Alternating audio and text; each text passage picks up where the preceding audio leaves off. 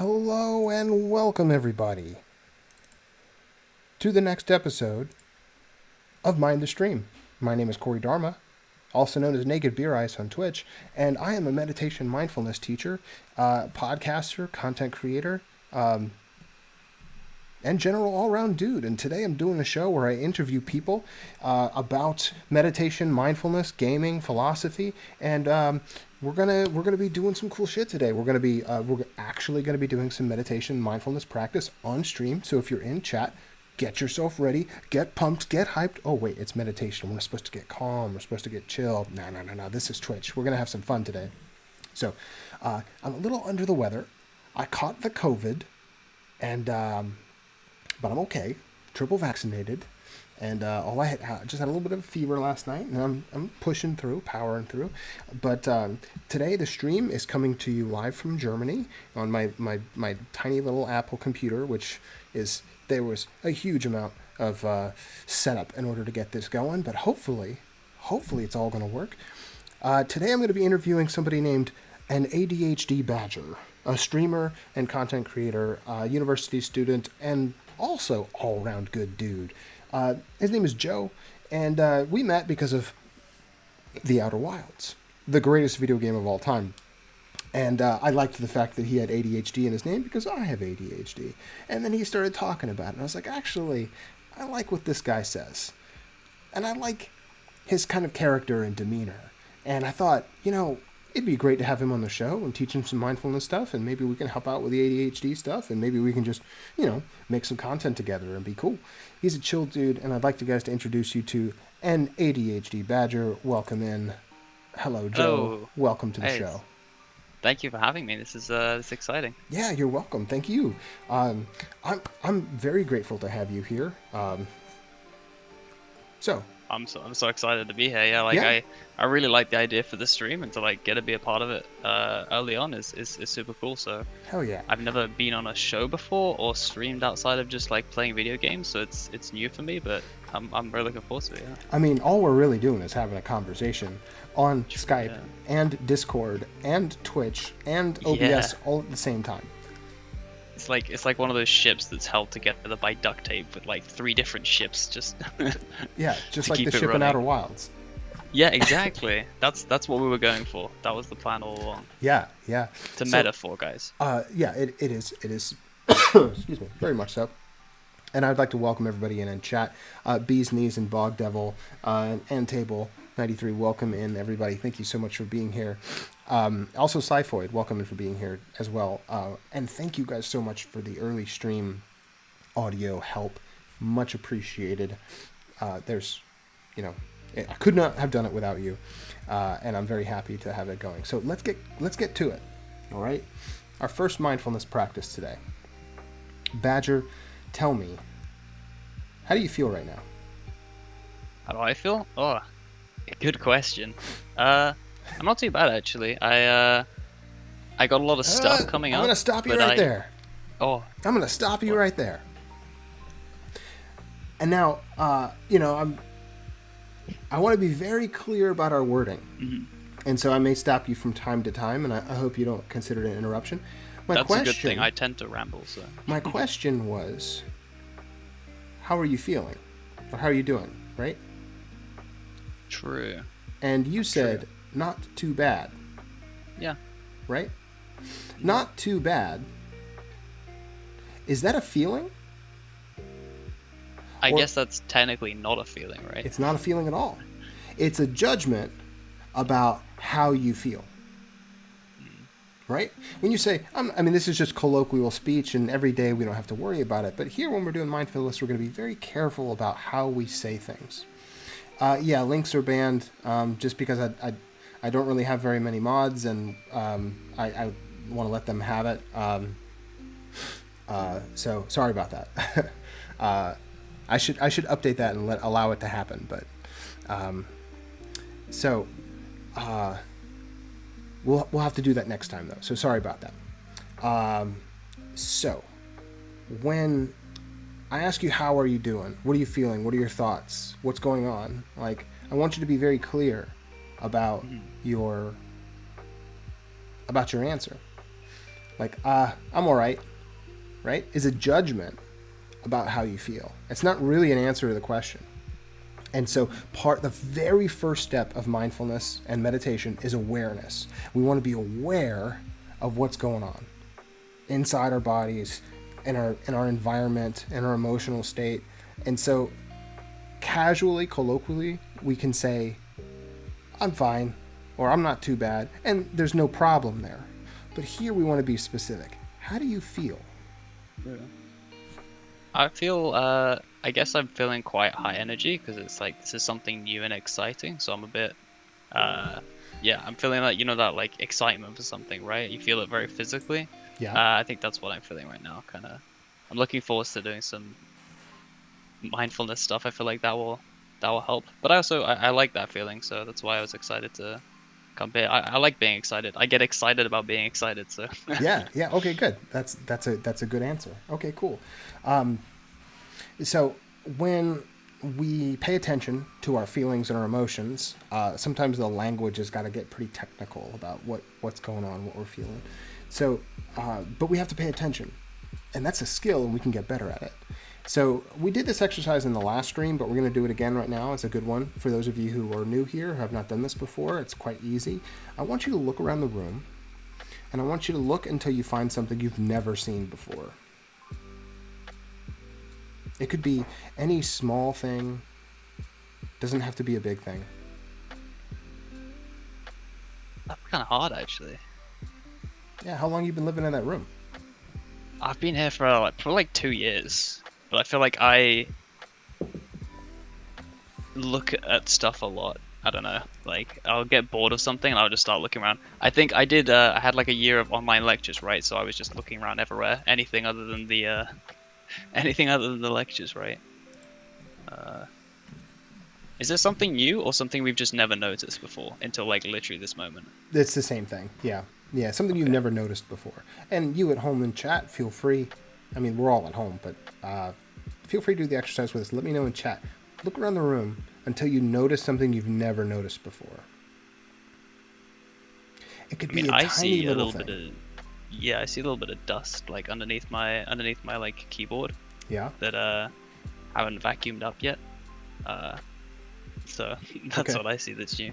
Okay. I see a chore ready to be done Yeah. How do you feel about the ready to be fact that you avoided. have a chore and you were just outed on stream as having a dusty desk?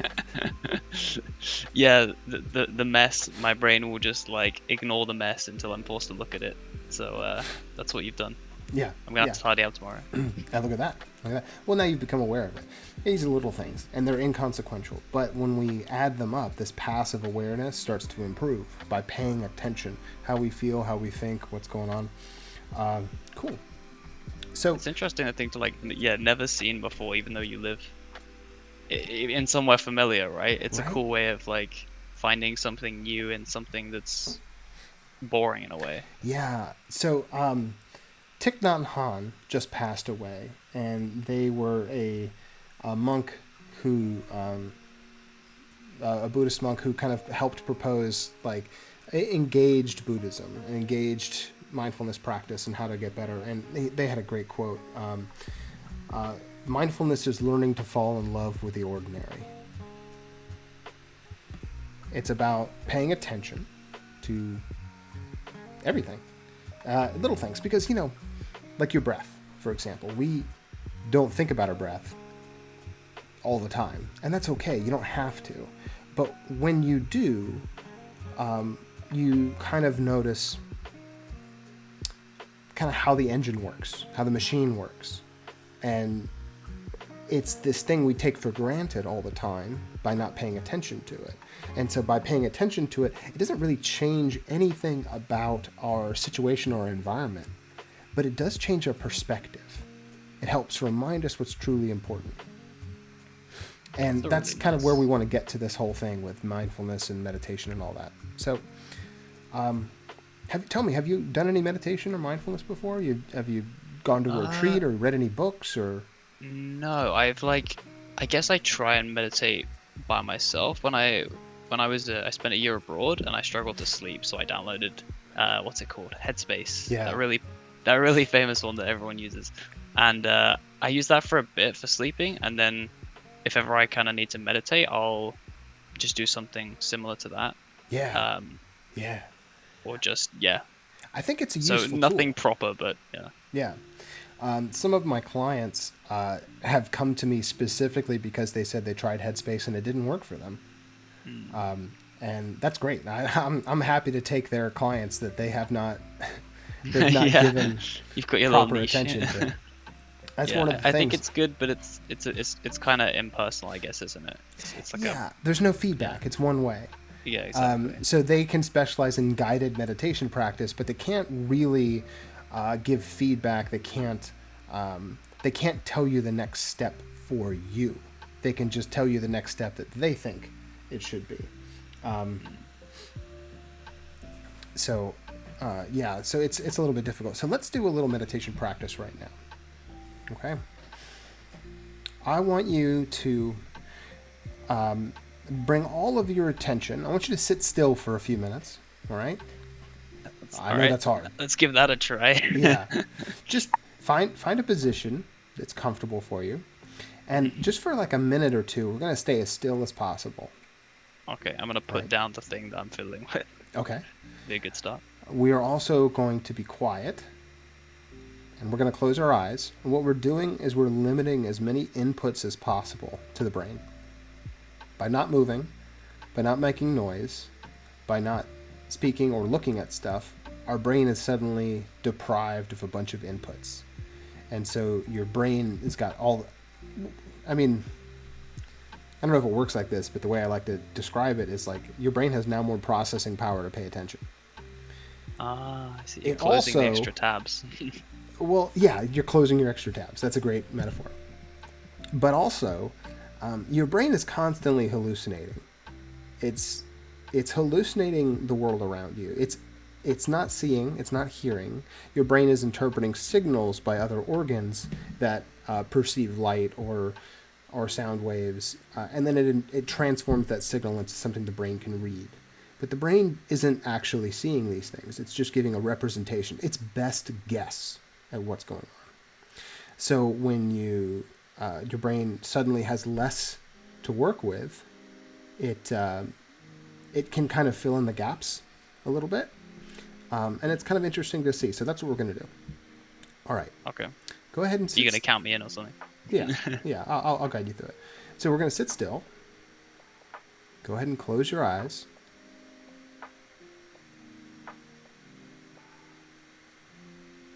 And I want you to take your attention and I want you to put it all the way at the bottom of your feet.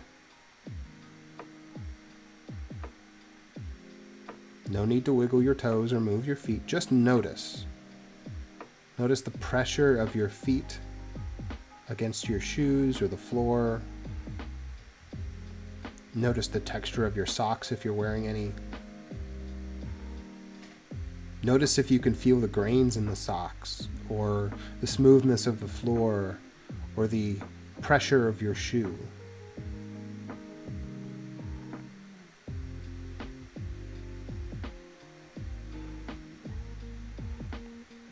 Just simply ask yourself, what does it feel like to have feet?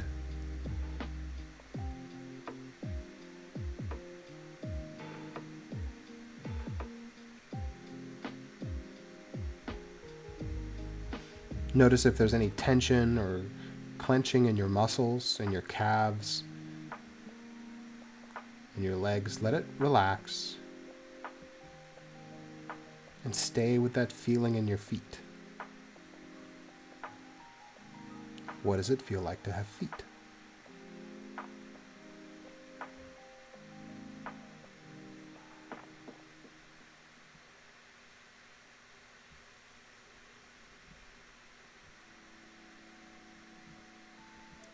And go ahead and bring your attention back into the space. Feel free to open your eyes. Oh, that was really nice. What did you notice?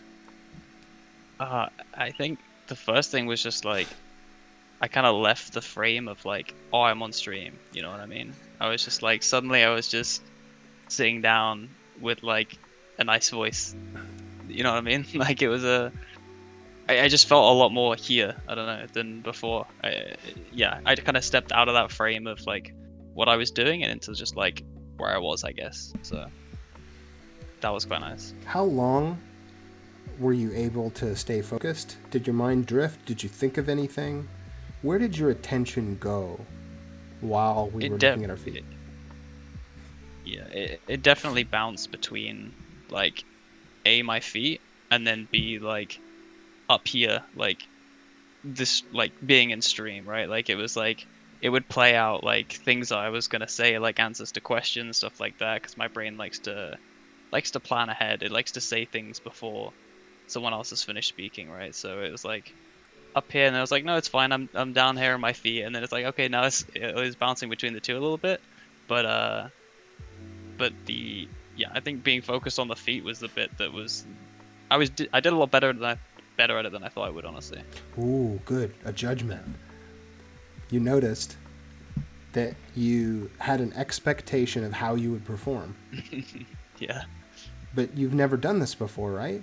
So, No, and the sitting still bit and being quiet, I was like, oh, that's gonna be hard for me. And then I did it, and it was just like, oh, I kind of like it here. You know what I yeah. mean? And then it was almost like I don't want to open up my eyes. I'm kind of So you kind of had relaxed here. Yeah, so you had some preconceived notions about your ability to perform, Mm, even though you've never done it before. I mean, you've lived long enough to know that you fidget, that you know that you use a maybe a fidget toy or yeah, some yeah, or like it's difficult for you to sit still, and that image in your head of you being like that, and if you tell yourself that over and over and over again, it starts yeah. to become this story that you believe about yourself.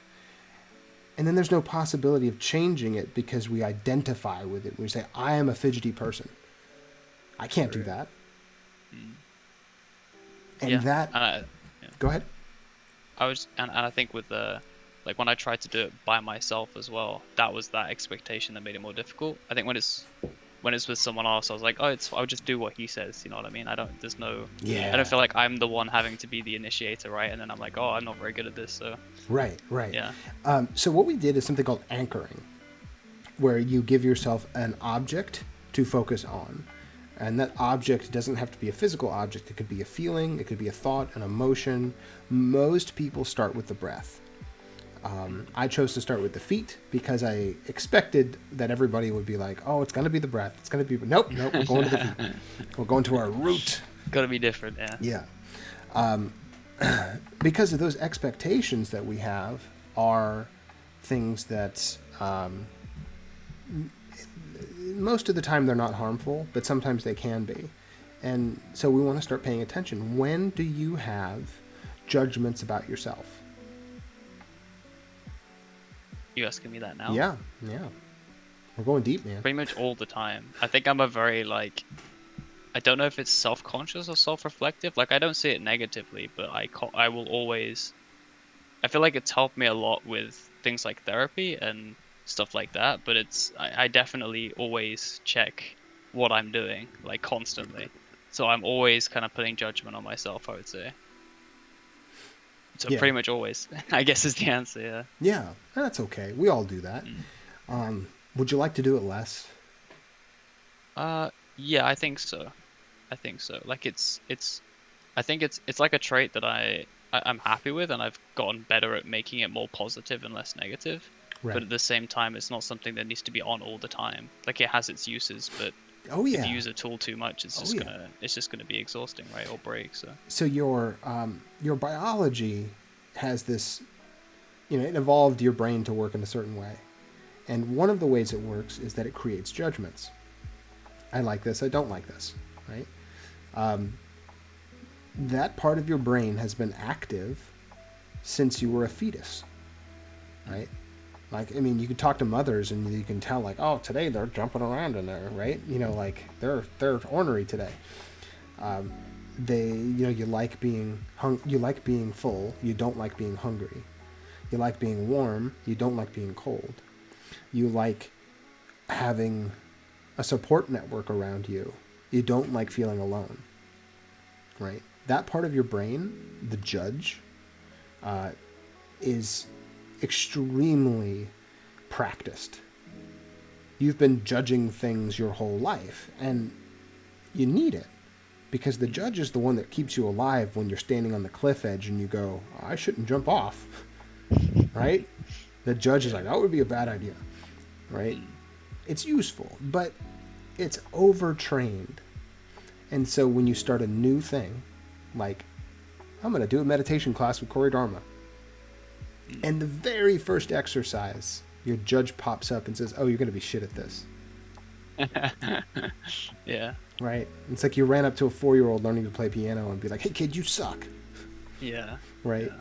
Like, nobody does that, because that would be a really rude thing to do, but we do it to ourselves all the time. Sure. I think as well, like, I don't, it's like to start anything, right? You know, you've got to be bad at it. I think if I came in and went like, I'm going to be great at this straight away, like, I feel like that's my approach to it. And sometimes I do it too much, but it's like, if I accept that I'm going to be not good at something at the start, it makes it faster to learn. Yeah, right? For sure. But it definitely, like, it goes when you apply it to everything, and when it's and sometimes it's like, can just be like, hey, maybe I'll be really good at this the first time, like, or maybe it's better coming in from a more positive angle. I don't know. Yeah, for sure. So let's do another exercise. Okay, so everybody in chat, feel free to join us for this excuse me, for this meditation session. All right, this time I want you, we're going to sit still again, because it's challenging. Yeah. And we're going to do something called a body scan. Now, generally when I teach people, I teach them starting with one object, and let's stay with it for a couple weeks, and let's focus on this thing for a while. Let's build up some discipline, right? Let's get comfortable looking at this one object. A body scan is a multiple object meditation where you are going to take your focus, that spotlight in your mind, and you're going to move it here, move it there, move it over here, move it over here, move it over here, but I'm going to tell you where to move it. If you catch yourself drifting, wandering, thinking, remembering, planning, judging, it's normal. It's okay. But every time you catch yourself doing it, go, oh, this is not my task. Right now, I have a job to do. Right now, I'm supposed to be looking at my feet. And then just gently guide your attention back to whatever the object is that we're at the moment. Does that sound good? Make sense? Yeah, it sounds. Okay. I have a quick question. Oh, please. So the object thing, will you literally take like just an object, and then instead of focusing on your body, you will literally, like, your whole thing will be, that sounds like a, I don't know, like a Chinese, like, it sounds quite cool, like, just look at the pot or something, and then to gain wisdom, you look at the pot every day for 10 years, and then you see the pot in a different way or something like that. Okay. Is it literally you take one object? It's not like a metaphorical object, it's like a literal object. And just Both. look at it. It's both. Both. Oh, okay. So the object does not have to be physical. It can be, like, when you look at your breath or you look at your feet, that's what I mean by the word object. Like, it's a thing you are looking at. Not all meditations are object-based meditations.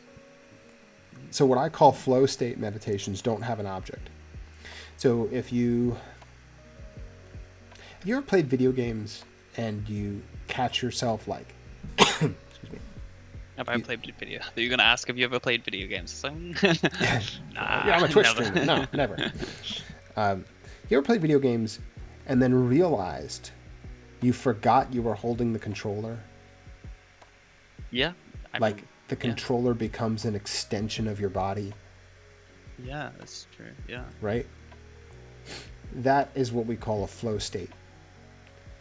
When you are, I don't know if you're a runner, I'm certainly not, but a lot of people describe running as like, first 10 minutes really sucks, but after a minute 15 or so, you, like, your body just kind of relaxes and starts getting into a groove, and it calms down. It stops panicking that you're stressing it.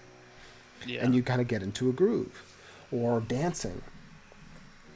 Or playing guitar. When you get into that rhythm, when you get into that flow, you're just in the zone, right? That is what I call a meditative flow state, and those are Oh, objectless meditations. that's that's interesting. I wonder if that's why I enjoyed parkour when I was younger, You and did even parkour? now. Yeah, yeah. I like they have a society at the university, and it's that thing. It just makes my brain quiet, right? Because I'm just like, I can't think about all these other things. I'm gonna try and do a backflip, and if I'm not like I'm just in that moment, like, okay, I'm gonna try and do this backflip. I can't think about anything else. So it's that like, yeah, that flow. I guess it's just like everything else is quiet for a while, and I'm just there. That would Yeah. make sense actually. It's almost meditation in itself. Yeah. So let's do one of those. We'll put the body scan on hold. We'll come back to it. I want you to Mhm. reach out and find some random object around your desk. I have many. My desk is a Pick mess. something. It doesn't matter. It doesn't have to be an important object. Just something that's a thing. I guess something that I wouldn't normally like play with, like Actually, I this. want you to pick up something you always play with. Oh, in that case, that's very easy. Yeah. Where is it?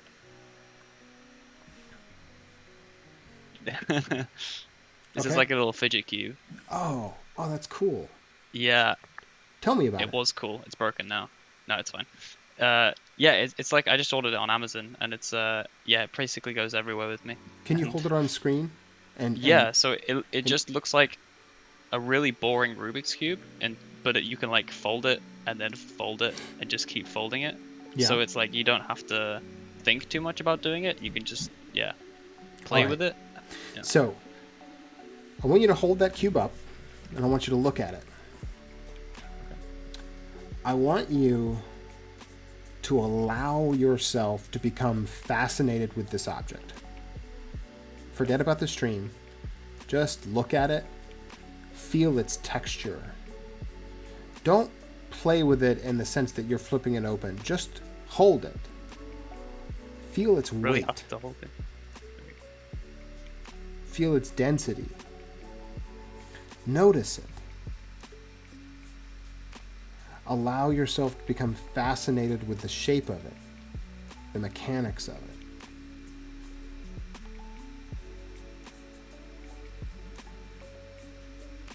Am I allowed to play with it while I do that? Just invest yourself in observing it. Don't mindlessly play with it. Oh, okay. I I see what want you you mean. to mindfully play with it. Okay. Because the intention here is to allow yourself to become fascinated with the ordinary, like you looked around the room looking for something you'd never seen before. You play with this object all the time. Look for Mm. scratches. Look for corners that aren't quite aligned. Look for anything. Let this moment become your whole world. Put everything else out of your mind and just dive into this object.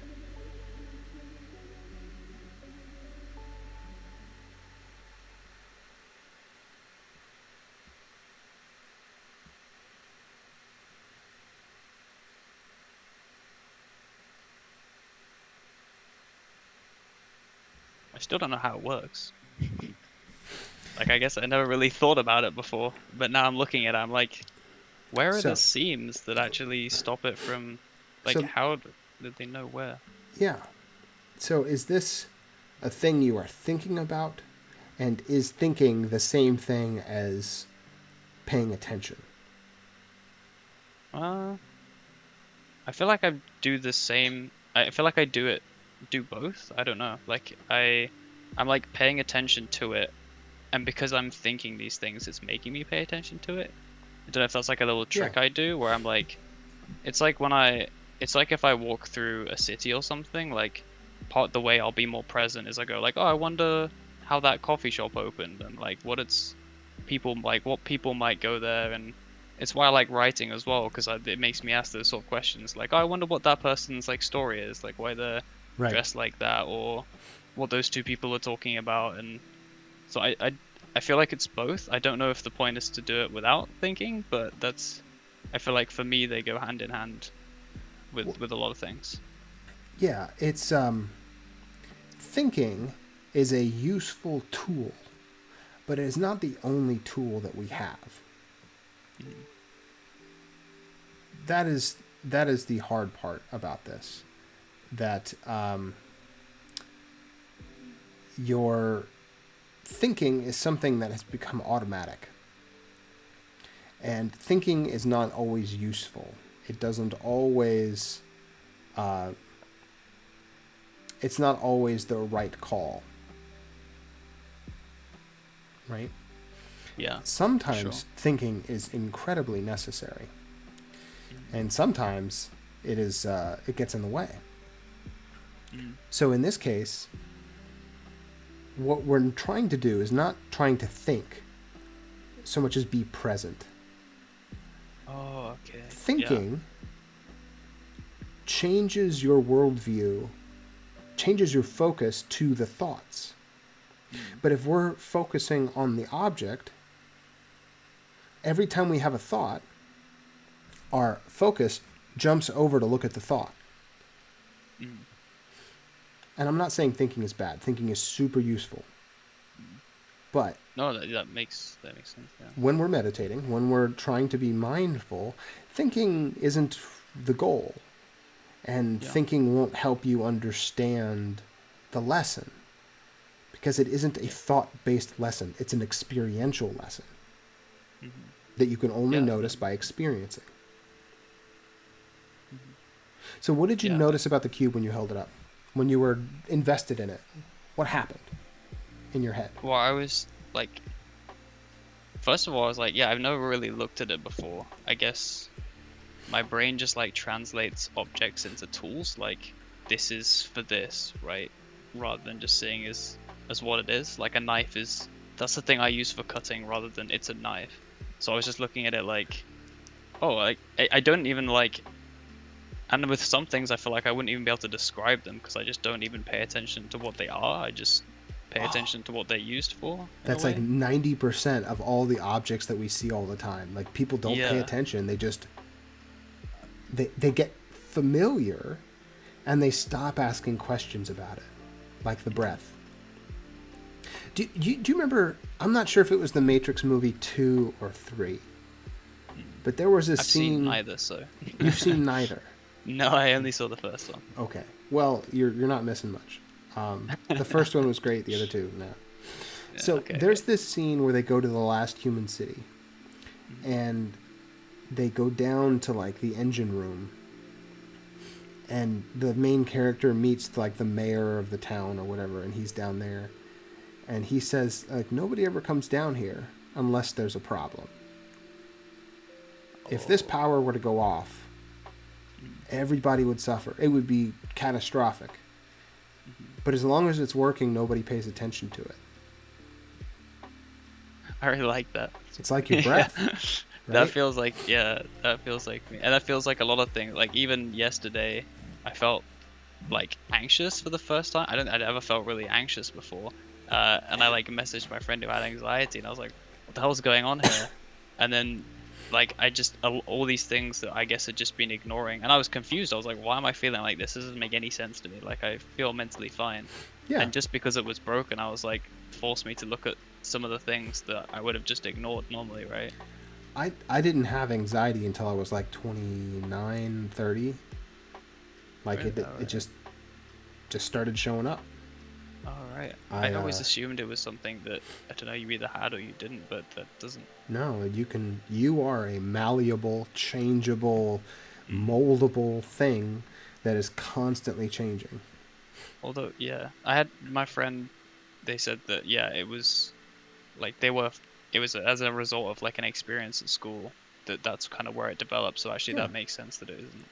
Well, I can, yeah. psychologically, sometimes there's like an event, and then you don't heal from that event because it's like, oh, that was traumatic for me, and then we internalize the trauma, and then it starts showing up in different forms of generalized anxiety, where we have a reaction as if we are unsafe, worrying about a potential future, Worrying, oh my God, I'm going to get cancer. Worrying, oh my God, I'm going to get COVID. Worrying, oh my God, I'm going to fail this test. And the way I see these things is that you have the universe as it is, and the universe how you imagine it to be. Yeah. The farther apart these two things are, the more we suffer for them. Yeah. Like, when you don't get your way. For example, the other day, I needed to buy a new hard drive because this piece of shit Apple computer only has, like, it has half or less than the amount of storage that my phone has, and my phone is 5 years old. Jesus. And I'm just like, this is garbage. So I had to go buy a new hard drive. Go to the store. I'm in Germany, and their COVID restrictions are much tighter. So everyone's got to wear a mask everywhere.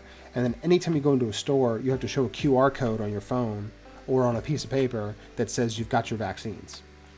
Oh, really? Yeah, or you have to show a negative COVID test. God.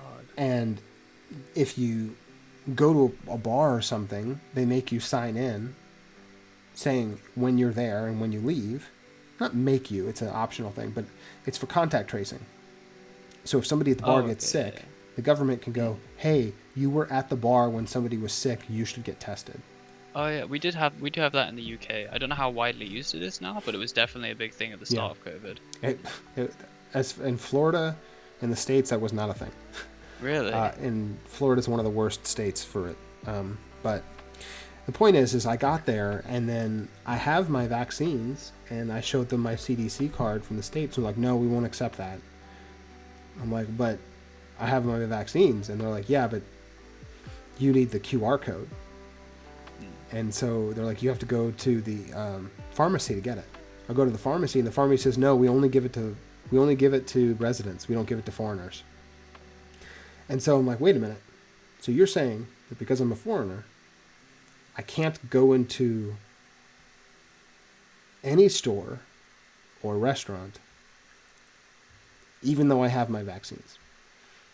And I was frustrated by this. I was like, oh, I just wanted to walk down the street to get a hard drive. Like, I just wanted to make a purchase. Like, I've done everything I need to do, but they weren't satisfied. So then we had to call 6 or 7 people, call some other pharmacies, and they're like, no, we don't do it, we don't do it, we don't do it. And then eventually call a foreigner who had their mother visit, who said, oh, this one pharmacy out in the center of the city does it. And so we had to take a train like 8 stops away to go get this QR code just so I could go make a purchase. You probably had a higher risk of spreading COVID doing that than if they would have just given you the thing in the first place and sent you on your way, right? The person running the counter, stopping people from coming in, they're just following orders. They don't. Yeah, it makes sense. If they let me in, they could lose their job. I get it. But it caused me all this frustration. And like, why can't this just be easier? Why can't they just trust me?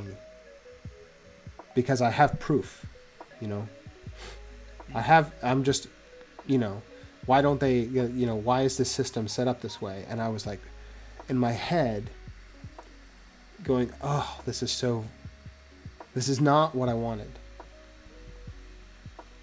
And the longer I spend thinking about how unjust that is, the more frustrated I become, and there's nothing I can do about it. So the answer is let it go. Right? The answer is, so what?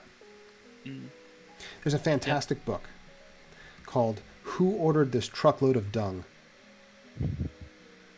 And it's a Buddhist treatise on the idea of letting go. Of like, okay, somebody shows up to your driveway and just dumps a whole pile of bullshit on your front yard and drives off. And you run out your door going, who ordered this truckload of dung, right? Well, none of that is helpful to solving the problem. Yeah. I know exactly what you mean. I think last week actually was one of the...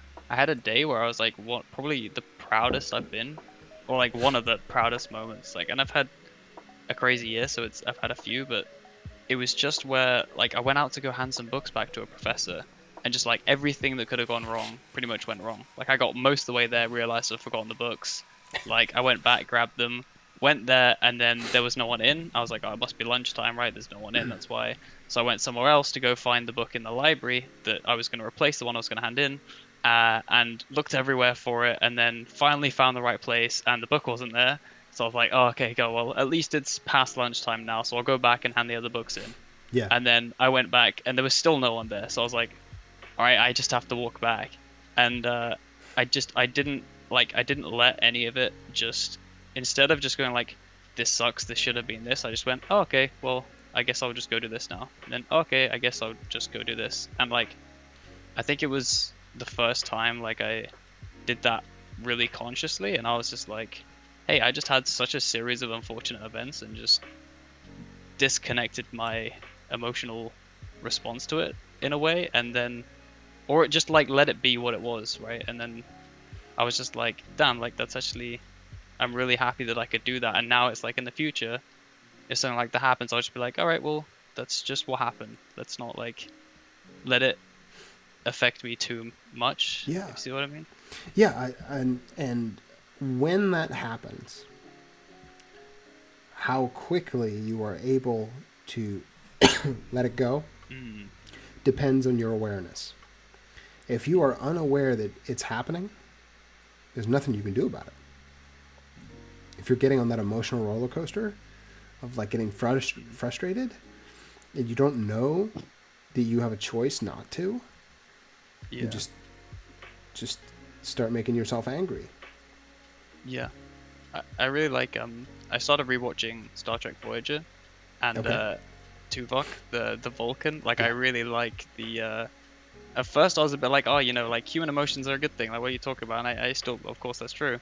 But like a lot of the stuff is just like, I just feel like there is something we can learn from that Vulcan approach where it's like with the little things, it's like just not letting those things get, like not letting that emotional response, because sometimes it's nice to, right? We want to get angry when something bad happens to us, when something unjust, we're like, it's nice to vent.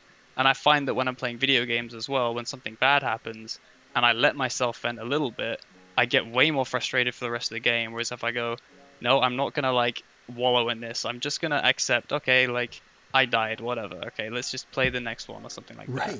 Right. Yeah. And that's like when you're getting that frustration and you take your mental, eye of Sauron and you start looking at how frustrated you are. Yeah. Now, not only are you frustrated, but you're paying attention to how frustrated you are, which makes it seem like your whole world. It makes it seem bigger.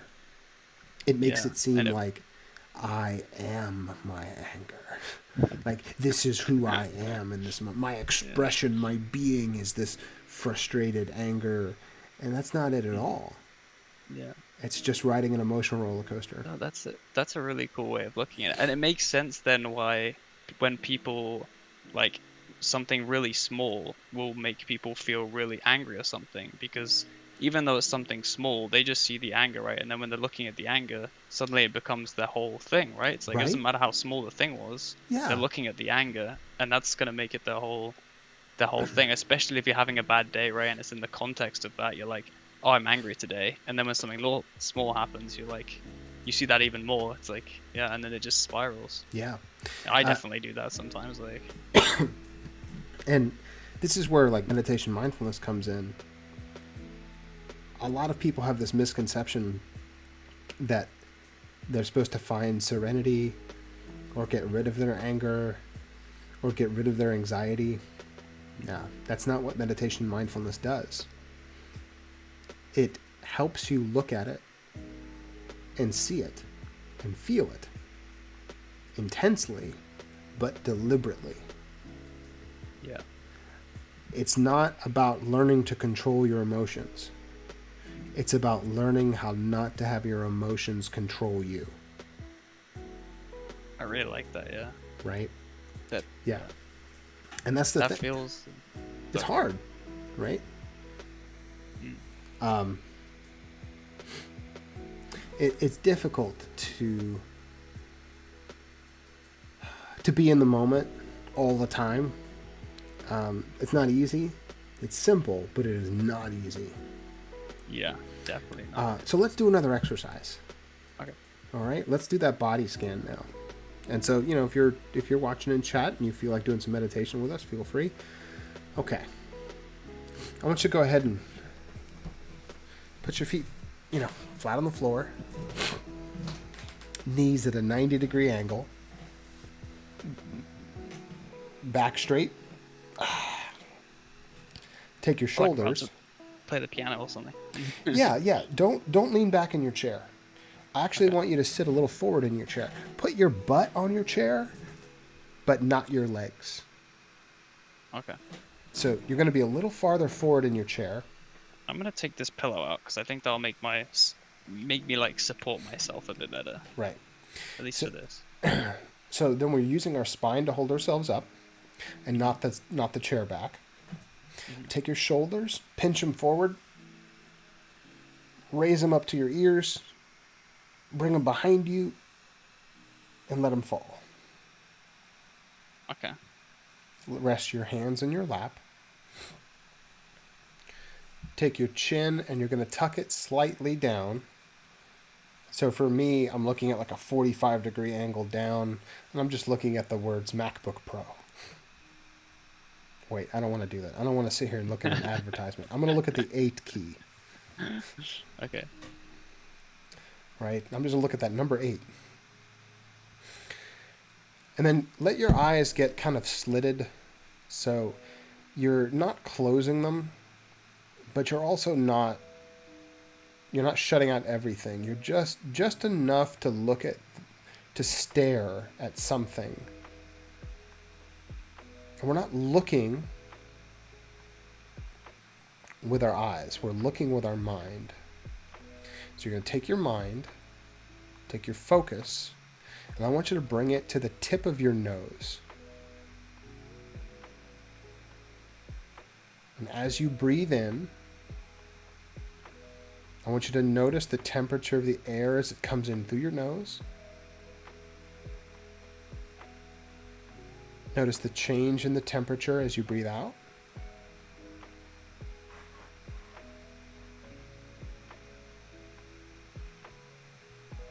Right now, there's no need to make any changes. Just let the breath happen.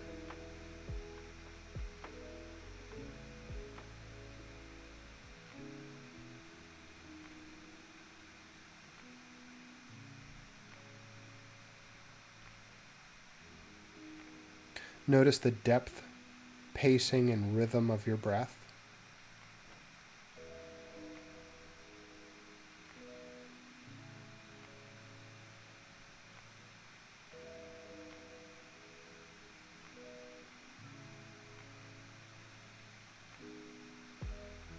And I want you to bring all of your attention to your forehead.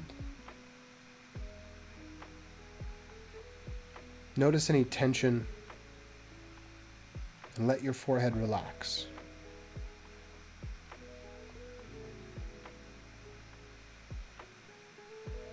Notice any scrunching of the eyebrows. Let them relax.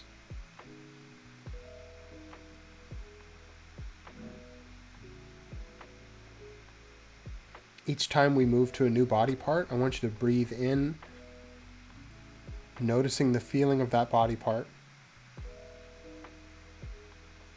Breathe out with that feeling. Maybe 2 or 3 breaths if you want, but at least 1. So look at the forehead. Notice it. Breathe in with that feeling. Release any tension you find breathing out.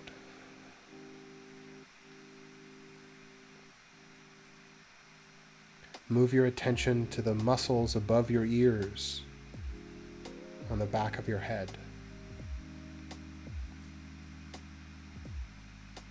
Breathe in with that feeling.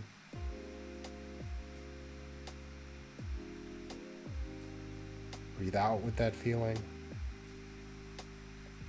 Release any tension you find.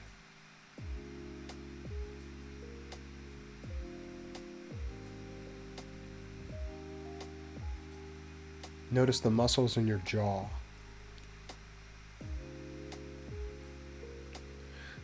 Let them unclench.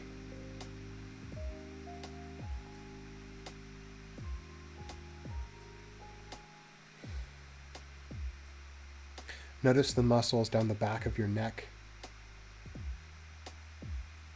and your trapezius muscles.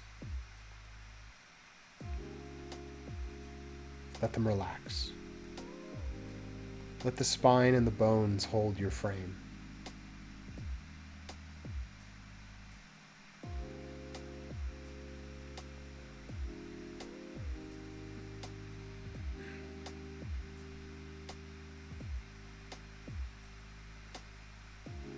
Every time you breathe out, find another part of the body to relax. Shoulders, biceps, hands. Slowly work down the body with your focus. Breathe in with each body part. Breathe out with it, letting that body part relax. Let your stomach fall. I'm not trying to impress anyone here.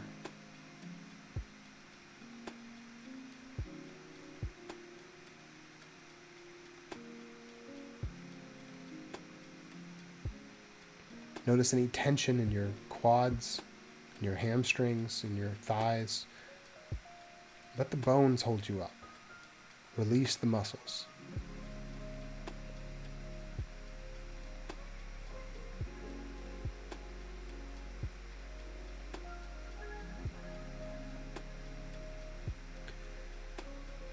Notice your feeling of your butt in the chair. Feel the pressure, the weight pushing into the chair. Notice any numbness. Notice the pressure. And relax the muscles.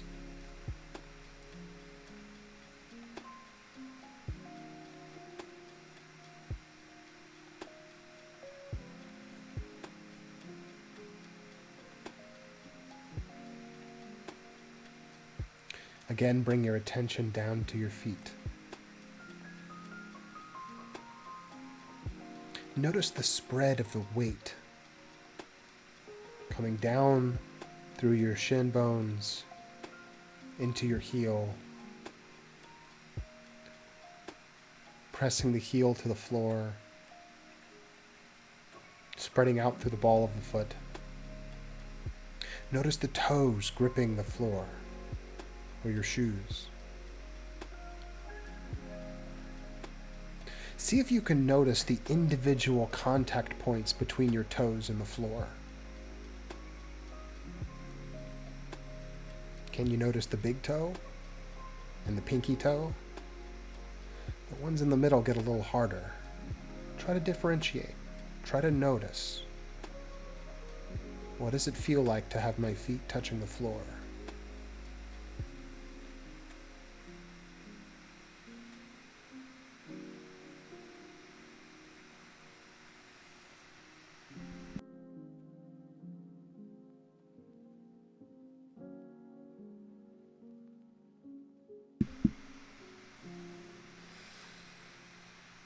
Take a deep breath.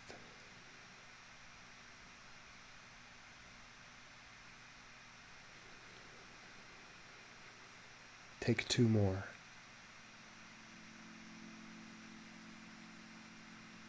Notice the whole body.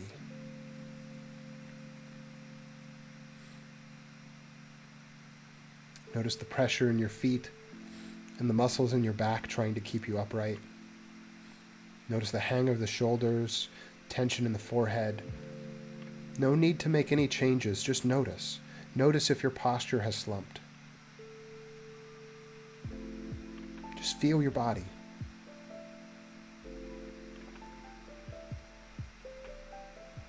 There's no need to think. Just let the experience happen.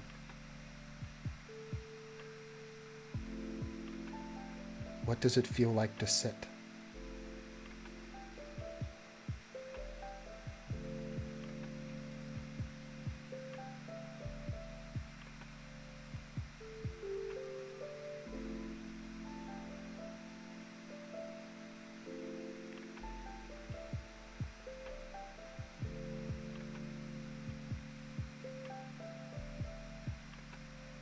Right now, you don't have any other obligations. You don't have to plan or remember. You don't have to be anywhere except to be present.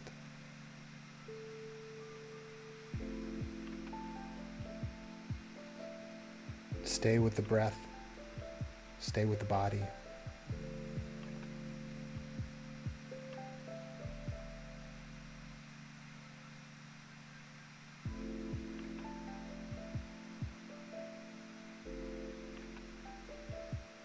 Just take this moment to enjoy the fact that you are sitting and become fascinated with something mundane.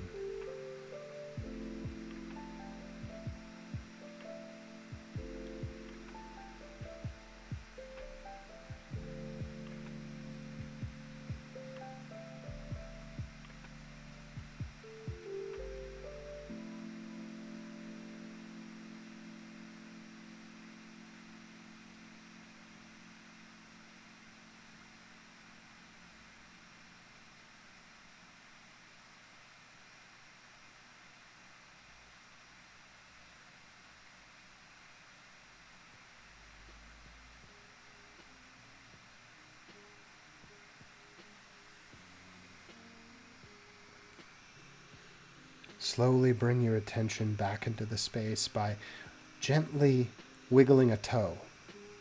Super small. Just notice what it feels like to move your toe.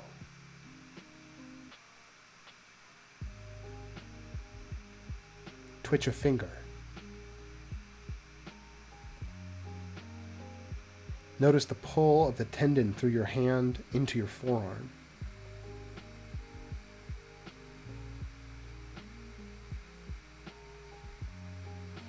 Take a deep breath and gently allow some movement into your shoulders. Notice any stiffness in your back and slowly allow yourself to move a little bit more until you're kind of wiggling and just releasing some of that stiffness. Lift your heel off the floor. Keep the toes on the ground. Just kind of pump your calves up and down. Notice what it feels like. Go ahead and give your shoulders a big roll. Let your head roll. Take a last deep breath. Feel free to open your eyes and bring yourself back into the space. Oh, I'm awake. You say, I'm awake? I'm awake. Very awake. Yeah, right? Definitely not falling asleep. Yeah, that's one of the burdens of meditation. If it feels too good, you fall asleep. Yeah, it feels, it's weird. It feels like some of it just feels so easy and like perfectly relaxing, and then some of it feels really difficult for me. And it's like I can't figure out. I think it's when it's like I think it's that bouncing between, right? Like when I'm in those bits where I can focus, it's like it's really nice, and then the bits where it's just empty and my brain starts going, that's the bit that's more difficult. But I Yeah. guess with practice that probably, or you know, I don't know. Part of Maybe it it is gets better. practice, and you get better at it. And part of it is learning that that's life. Mm, You learn to accept it. mm. You Yeah. learn to stop fighting who you are because you spend enough time looking at these tiny things about yourself.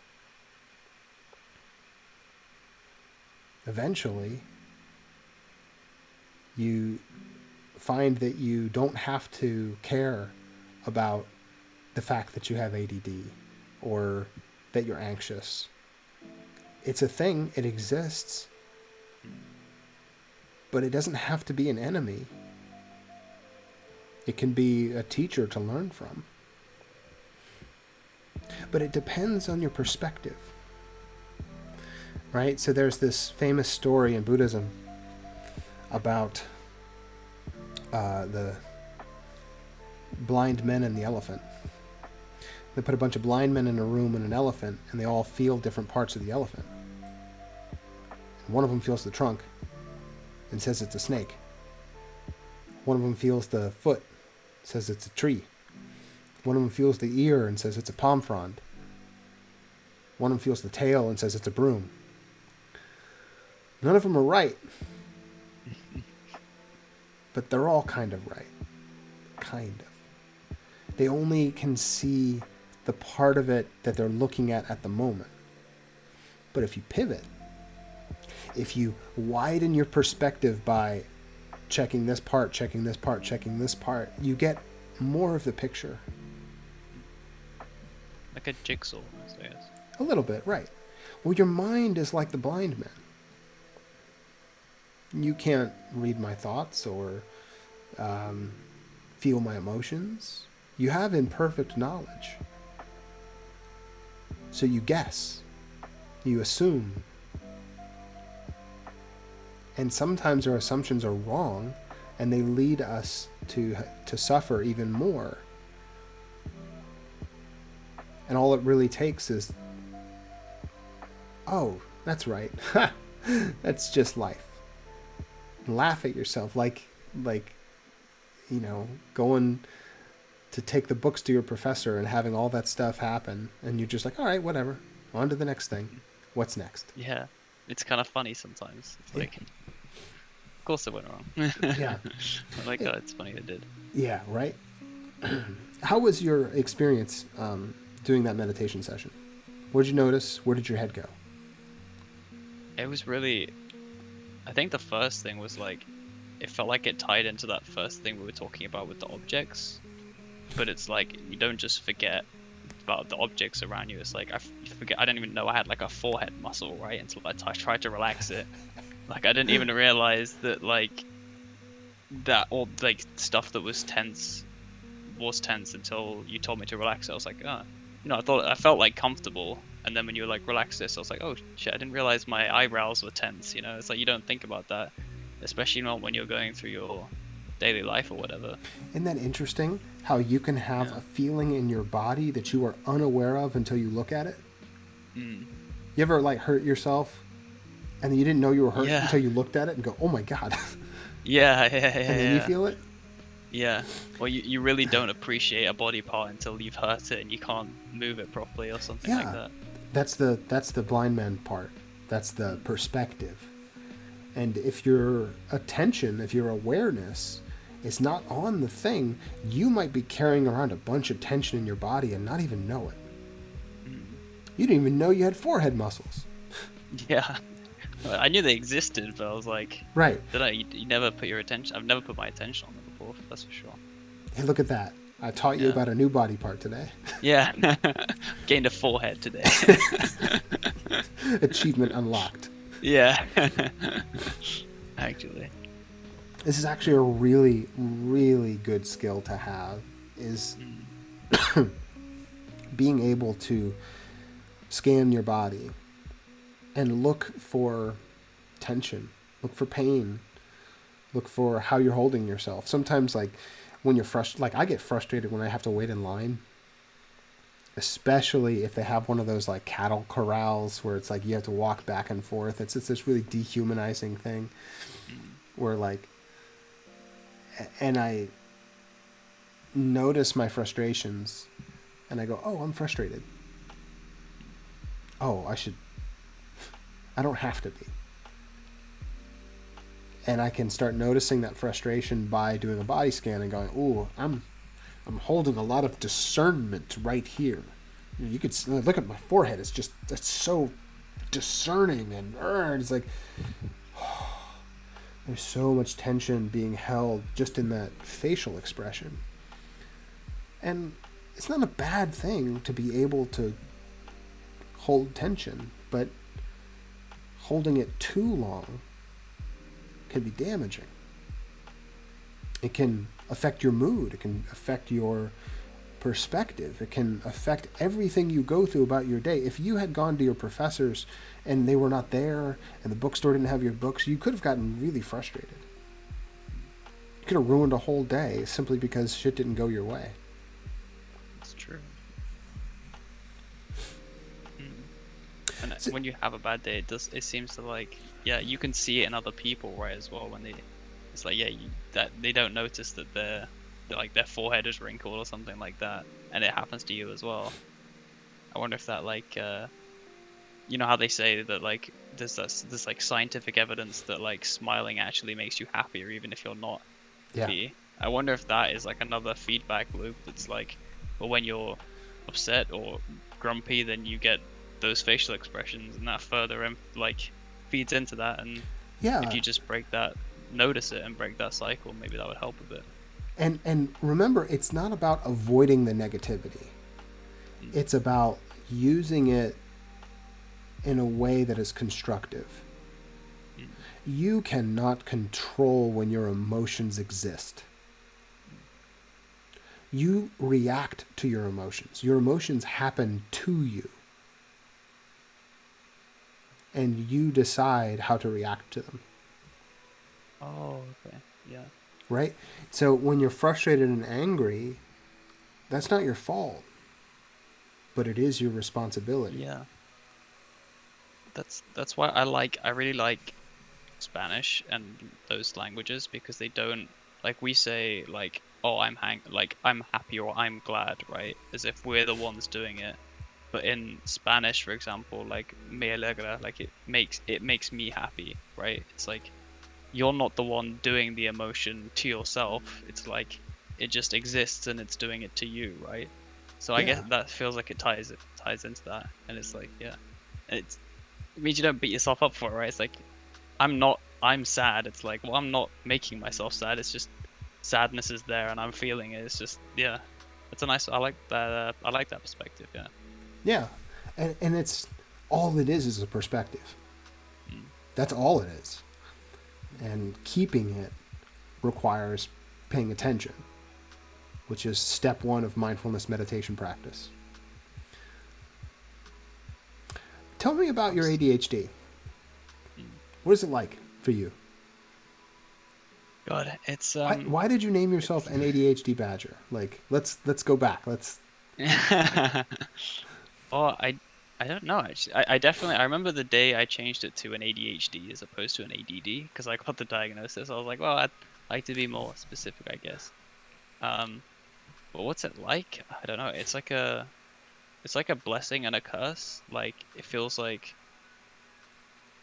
it's so much of my day is like me managing my energy levels, or it takes a lot of effort to self-reflect and calm myself down when I'm getting too high energy and bring myself up when I'm being low energy. Um, and that can be quite tiring, and uh, but it also means that like when I can do things in certain states, it's like I get benefits from it. It's like when I'm high energy, I know I'm really good at focusing, and I'm really good at like I don't know, this is something I want to do. I'm really good at getting my focus on it. And then when it's low energy, it's like I'm really good at just like taking a walk or just writing, or like I find a lot of my creative stuff comes out when I'm a lot low energy. Um, so it's a nice payoff between the two, and it makes me self-reflect. And it's like one of the things this year, for example, is like it's made me more open with other people, because I realized just how helpful having people around me is for managing my ADHD. And it makes me more open with people and spend more time with them, and that just like, yeah, has made my life a lot. It's like enriched it in the last year for sure. Uh so it's like it's definitely can be exhausting at times, but it feels like it's a really nice window through which to view my life, which is why I always joke that I always talk about ADHD, or like I label things as ADHD, because for me it's a really good window to view my life and approach it in a way that's self-reflective and empathize with other people as well. And so I don't know, I like the initially, like, especially before, when they first tell you, the label feels a bit like a weight, right? But now it just feels like a nice, it just feels like a nice thing, yeah. And so I like to put it on things, I guess. Yeah. I had or not. Yeah. a similar kind of thing where when I first was diagnosed, I was like 27, and so it's 9 years ago, and I remember feeling so much relief that like there was a word for it, and I was like, really, I have Yeah. ADHD? No, because I've seen these other people with it, and they really have it, and that's Yeah. like I just Exactly. didn't know. I didn't know how much I didn't know, and then Mm. I started reading, and I read Driven to Distraction, which is like a phenomenal book. There's written by two doctors who both have ADHD. They're the ones who like blew it open in like the early '90s, and that book changed my life. And then I read a few others. You Mean You're Not Lazy, Stupid, or Crazy? And but I'll tell you the thing that helped me the most was this YouTube video. This guy, Dr. Richard Barclay, is like the world's foremost scholar in ADHD research. And Yeah, I've he heard. made this like 3 hour lecture that was given to parents of kids with ADHD and explaining how it manifests and how like to understand it. And he broke it down in a way that I had never understood, where it's physiological. Like there's actually a part of the brain called the anterior cingulate, which is the part of the brain that's right next to the amygdala. And the amygdala is the part of the brain that goes, oh my God, panic, panic, panic. You know, like it's the part of you that Yeah. keeps you alive. The anterior cingulate is the part of the brain that says, wait, don't panic. Let me go check the memory. And it goes to the prefrontal cortex where the memory kind of stuff is. It says, have I experienced this thing before? Do I need to panic?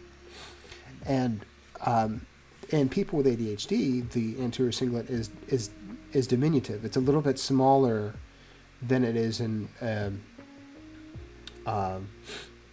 normative brains. And so we have a decreased ability to suppress the instinct to jump and act. Oh, right. Okay. Like impulsiveness, right? Yeah, which also means that sometimes we have poor memory recall as well. Remembering facts, remembering to do something, remembering I said I was going to clean the toilet or take out the trash. Like you forget, and it's just gone. And then it's like, then somebody gets mad at you and you're like, oh, I'm sorry, I forgot. But then they think it was like something you did intentionally. It's like, well, Yeah. I can, there's extra things I can do about it Mm. to help me remember. But it does have benefits too, like you said. Like he explained the differences in convergent thinking and divergent thinking. And people with ADHD tend to be more, they have more difficulty with convergent thinking, which is like you and I are having a conversation, and you're on wavelength A, and I'm on wavelength B, and I'm saying, hey, you need to get on this wavelength so you can understand the thing that I'm talking about. And you just refuse to Yeah. merge those two ideas into a Yeah. new synthesis so you can switch tracks.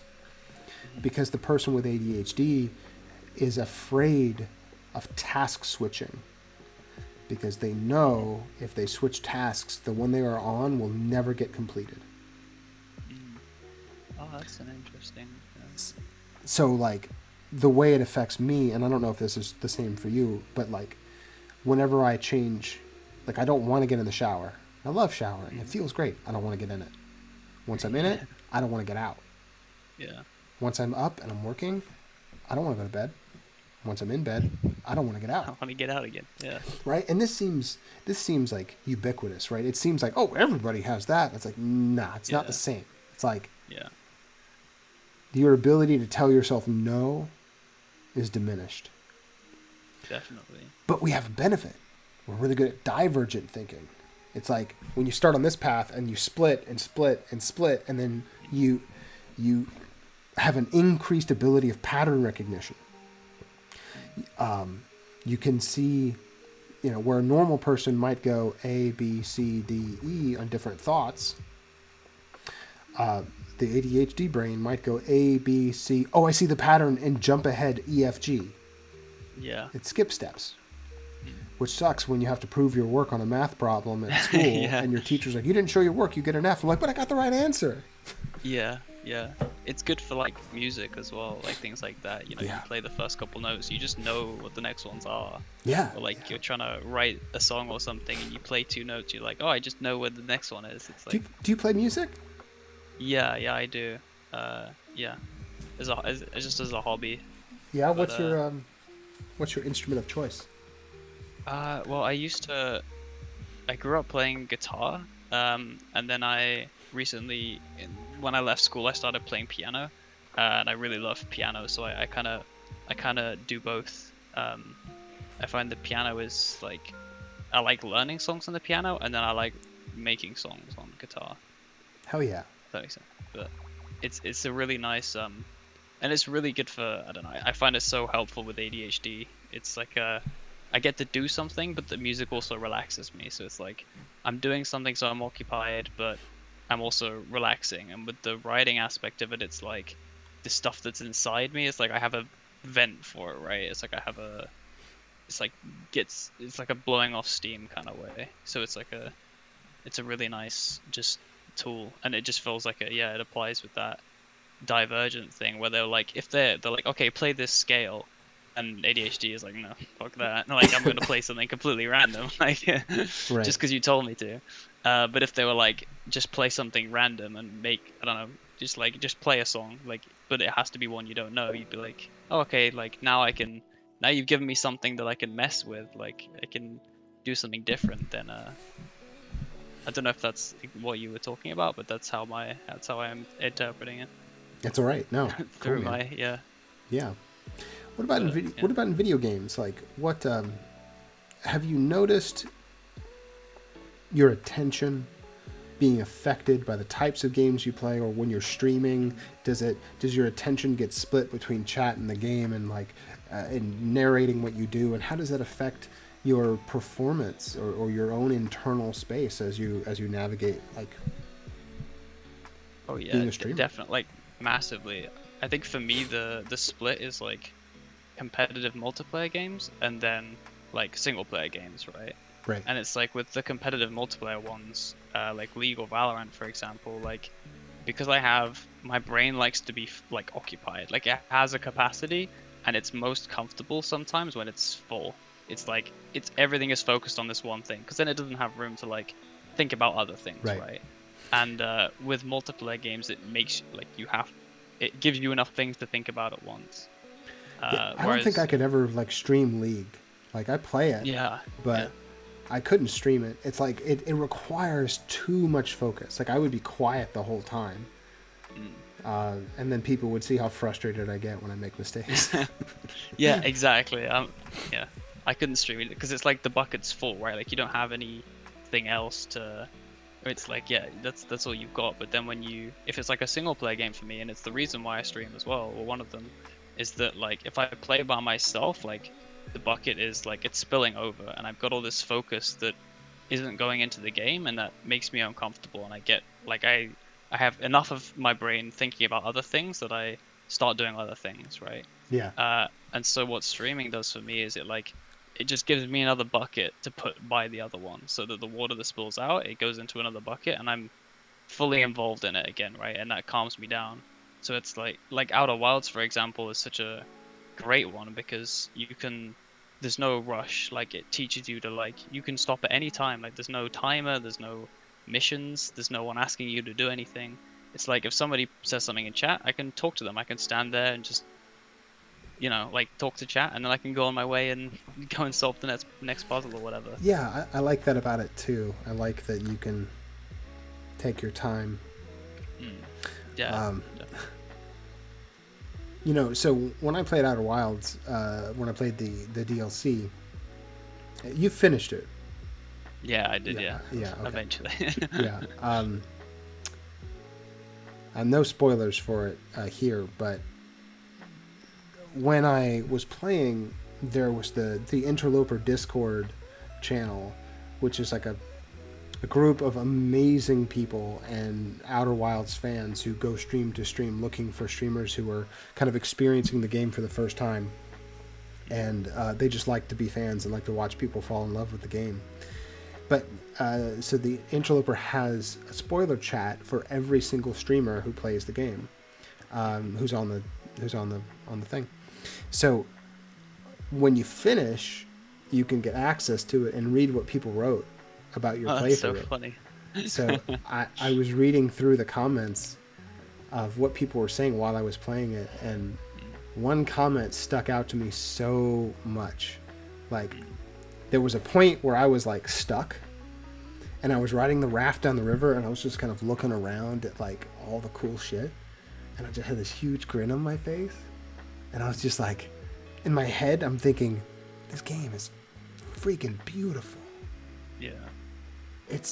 It's beautiful, man. It's beautiful. And somebody commented, is he stalling again? And then the next comment by the same person was like, no, this fucking streamer, he's just having the best time. Yeah. He's just thoroughly enjoying the game. Yeah. You know, huge smiles all around. And I'm just like, yeah, I was like, I just love that game so much. It doesn't feel that frustrating when you get stuck in Outer Wilds, does it? Because like you say, it's just like, it's the little things that make that game. There's no real mechanics that you have to keep doing. It's like, if you get stuck, you explore, you just walk around the planet. Like, you never really feel like you're not getting anywhere. Well, that's the interesting thing about that game, because except for the starting area of the game, and even there, the game does not prompt you. It does not tell you what to do. It doesn't remind you of mechanics, right? The game is so reliant on your own attention. And sometimes I watch streamers who are like big streamers play the game, and their first experience are like, what is this game? I don't even understand. And they quit before going on because they aren't being baby fed. They aren't being like, spoon fed this like experience, and they don't realize like this is like orders of magnitude beyond special. But you have to allow yourself to exist in the world and discover for yourself. And that is so rare in video games. Absolutely. Yeah, I always say that like Outer Wilds is it feels like more like an experience than a game. It doesn't, and I can understand why someone going into the game would be turned off it, because they expect a game, right? It's like, it is a game. Like that's what it is. Yeah. But it doesn't play like one, and it doesn't, or it does, but that's not the point, right? It's like, the point isn't to win. Like, there's no quest to follow or like thing to do. So if you expect that going in, it's like you're gonna be a bit lost. Right. And if you just go in, and I think that's why it lends itself well to ADHD, is because we go, oh, what is around that corner? Like, what's this? What does this do? We get distracted. We go in and we start like asking questions. It Like, rewards we like the making our own. curious. Yeah, exactly. Yeah. Literally, because you'll find more ways to Yeah. get to the next place. Yeah, for sure. And I, as you know, I love the game so much. I have turned it into a tabletop RPG that I stream. Normally we stream it once a week. We've been on hiatus for a few weeks since I've come to Germany, and we are going to be picking it up next week. I believe on Saturday, January 29th. So we are nearing the end of the campaign. It's the base game. So if anybody is interested in checking that out, you can check out the VODs. They're on the Naked Beer Ice channel, and you can join us for the end of the game as we approach. We probably, I don't know, between, it's Outer Wild, so like the once the players figure it out, they could finish it in one session if they wanted to. But I imagine maybe they're between 2 and 8 more sessions, depending on what they do and if they're like dedicated to finishing it. But it depends. But it's exciting, and so that's going to come up soon. So if you guys are interested in checking that out, that's going to be a thing coming up soon. Badger, is there other places on social media people can follow you, or is your Twitch channel kind of the? No, not really. It's not like pretty much just Twitch, and it's not a very. It's not. I guess I have a Discord as well, but if you, yeah, my Twitch channel is it's not like overly developed, I would say, because it's like a hobby for me. I just kind of go on, and it's just so nice to like go and speak to people. I don't have much built up or like a social media thing around it. Um, and I kind of like it that way. So it's like but uh, but yeah, I just enjoy playing games and chatting to people while I do it. Like it's so useful for me, and it's one of the best ways for me to experience single player games and to just meet people and talk to them. It's just been such a good such just like a powerful like thing for me over the last like year or two, especially in times when it's been difficult. And it's like yesterday I was anxious and I did a stream because I know that that helps, and that's what it is for me. And yeah, so if you want to go on and see me anxious, then come watch the stream. Yeah. Check out an ADHD Badger, twitch.tv/anADHDbadger. And if you're interested in more content from me, I have a podcast, Mindfulness of Doom, where me and another mindfulness teacher interview people about death, the fact that we're all going to die one day, what holds us back from being the people that we need to be, and we make fun of it and have a good time. It's a pretty high energy show. It's a good time. We have been on hiatus for about a year, and plans are in the work to make new episodes. We got 49 episodes out, more are on the way. So we have one recorded, and I've said this numerous times in the past month, but there are plans in the work to continue it. So if you're interested in that, you can check us out there. And also, if you're interested, I do have a YouTube channel, Corey Dharma, where I teach and do, not teach, but I do videos about meditation mindfulness, which are kind of upbeat and kind of silly and goofy. And there's a few videos up there. We're working on another. Got a few in the works. Yeah, I'm looking forward to seeing more of those. I watched some of your older ones, and I was like, Oh, yeah. these are Oh, yeah. dude, you embarrassed me so much. You like played one while you were like eating. Like, Yeah, I remember putting it on. I was like, on the oh, we gotta stream. put something on. That was so funny. It was Like, so good though. I remember telling you you gotta make more. So I'm happy to hear there's gonna be more that I can embarrass you with. So yeah.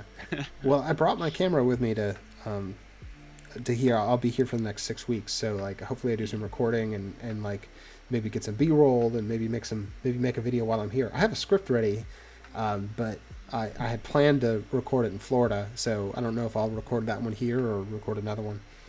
But trying to make more content, and yeah, I really like all your projects, man. Like this has been like an amazing experience, and like that other Doom one as well. So it's such a cool concept. Like yeah, you've been really good at like coming up with these ideas and actually following through on them as well. Like I feel like that's something very difficult with ADHD, and it's something I've noticed with you is you're very good at following through on these ideas. I'm good at starting ideas. The consistency is the thing I need to maintain, and that's really the key for being a successful content creator is consistency, which I don't have.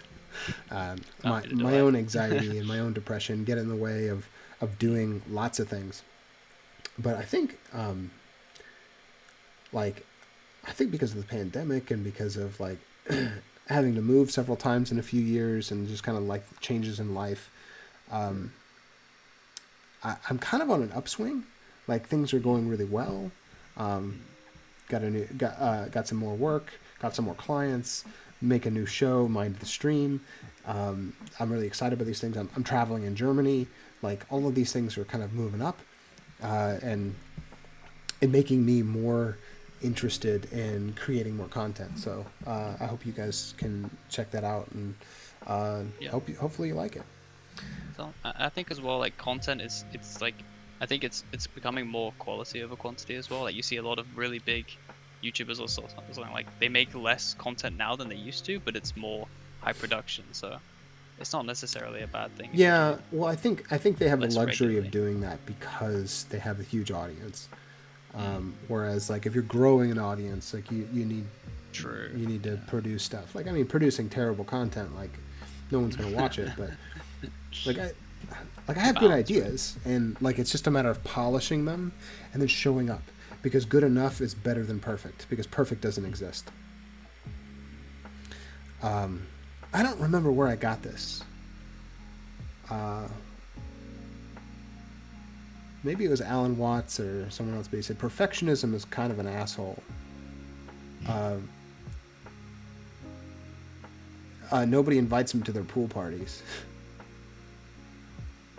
and I like that idea of perfectionism being like the jerk that nobody invites to their pool parties. Mm. um, it's just like uh, getting over that idea of like, yeah, and this is an ADHD thing as well. It's like I have this image in my head of the kind of the kind of show I want to create, and then if it's not up to standard, like I don't want to make it because it's not that idea in my head. And this is where the you know the metaphor Yeah. before about the universe that is and the universe that I wish it was are separate. Um, and if my skill in producing something doesn't match up to the level at which I want to produce it, then I won't do it. Yeah. And that gets in the way of producing content.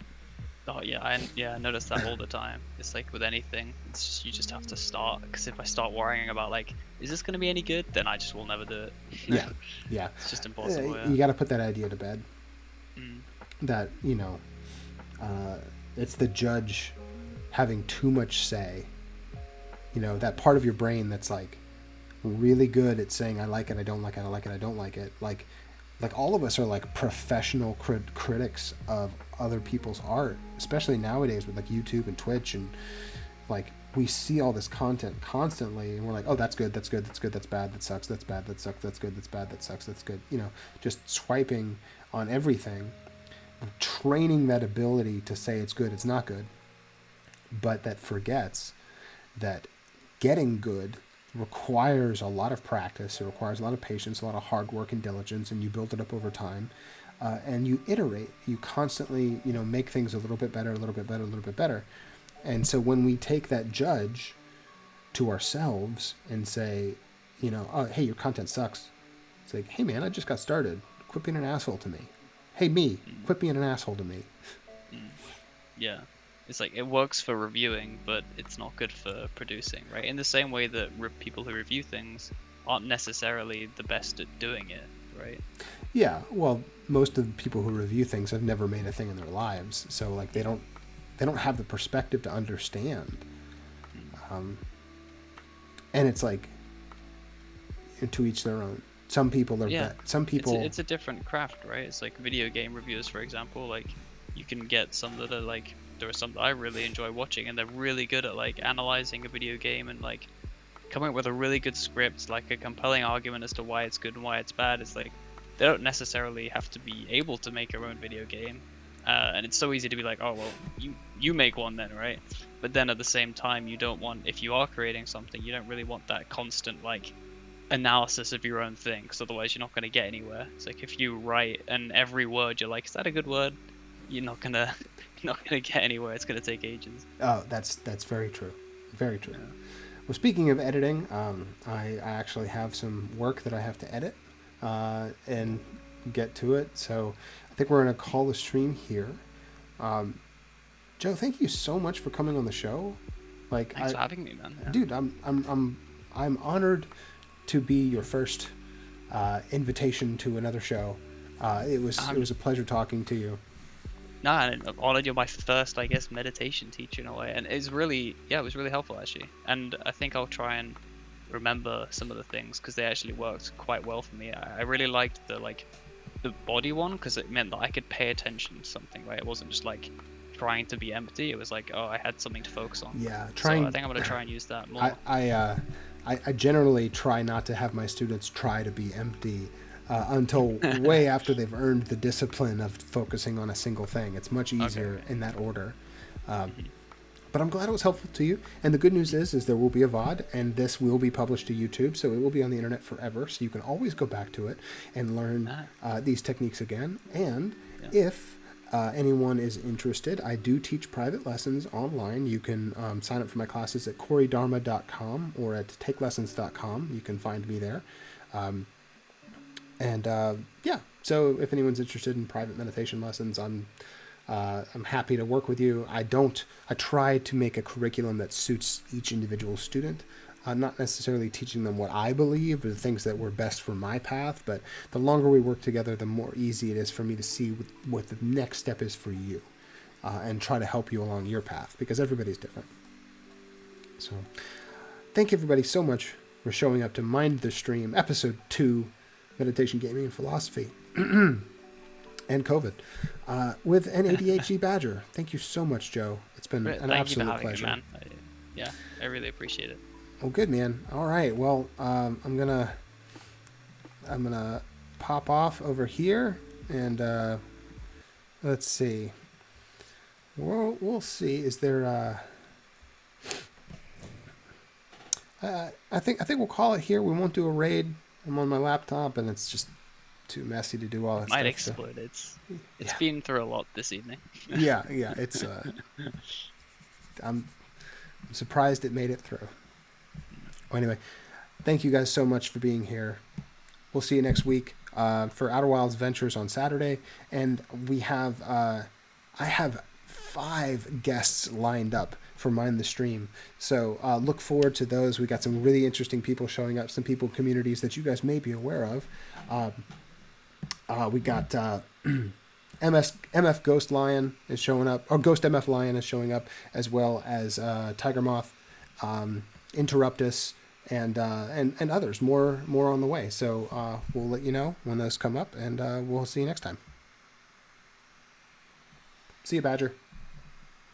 See you, man. Thanks for having me. Yeah.